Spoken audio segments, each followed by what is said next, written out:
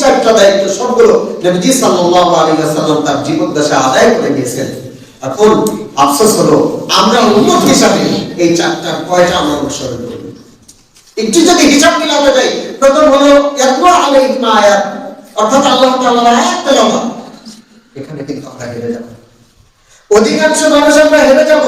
মৌলিক দায়িত্ব যেটা প্রথম, আল্লাহ তাআলার কোরআন বেশি বেশি তেলাওয়াত, এটা কিন্তু আমাদের ভিতরে নাই। আজ থেকে 20 বছর আগে আমাদের মা-বোনেরা অর্থাৎ মুরব্বীরা যেমনটা তেলাওয়াত করতো, এখন কিন্তু সে তেলাওয়াত আর বাকি নাই।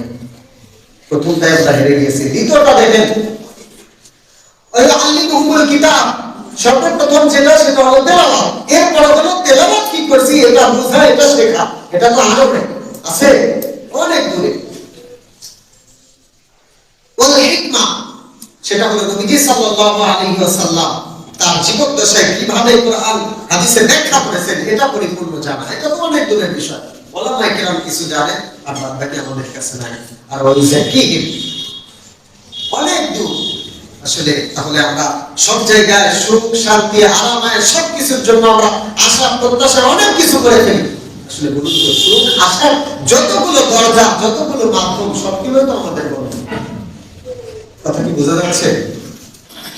সুখ শান্তি আশা যত মাধ্যম আছে সবগুলোই কিন্তু আমাদের সামনে বন্ধ। কিন্তু এরপরেও আমরা কি যে আশা করে আছি, সামান্য একটু যদি 19 থেকে 20 হয়ে যায়, যে আমি আশা করেছিলাম এই কাজটা আমার দ্বারা এমন হবে, কিন্তু তার মনে একটু কম হয়েছে, এরকম আফসোস আমরা আসমানের দিকে উঠে দিই। আমাদের যত ঝামেলা সব আমারই হয়, অন্য কারো হয়। বলি না এমন কথা? দুঃসংবাদ বলি না? একটু আওয়াজ দিয়ে বলেন, আসলে এরকম শব্দ আছে।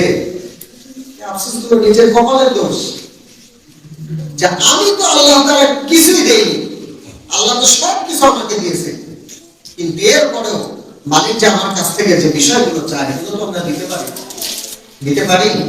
এগুলো কিন্তু আমরা দিতে পারি না।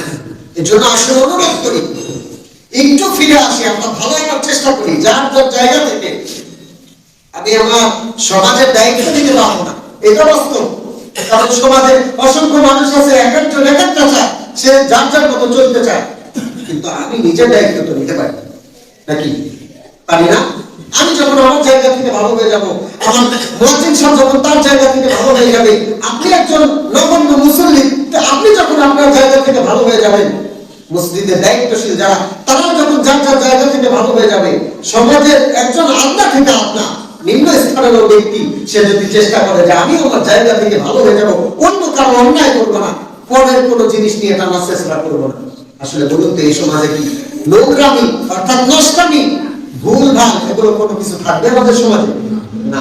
জন্য অনুরোধ করি, আপনার সমাজের দায়িত্ব নিতে বলছি না, আপনি আপনার বংশের দায়িত্ব নেন যে আমি যে কাজটা করবো ভালো করবো, অন্যের কল্যাণ করবো, যদি না পারি চুপ থাকবো, তবু কারোর প্রতি করবো। এরকম ওয়াদা আমরা নিতে পারি তো? যখন সকলে আমরা যার যার জায়গা থেকে এই কাজগুলো নিজেরা বুঝে নেব, আশা করি আমাদের সমাজ, আমাদের পরিবার, আমাদের সমাজ, আমাদের রাষ্ট্র ভালো হবে।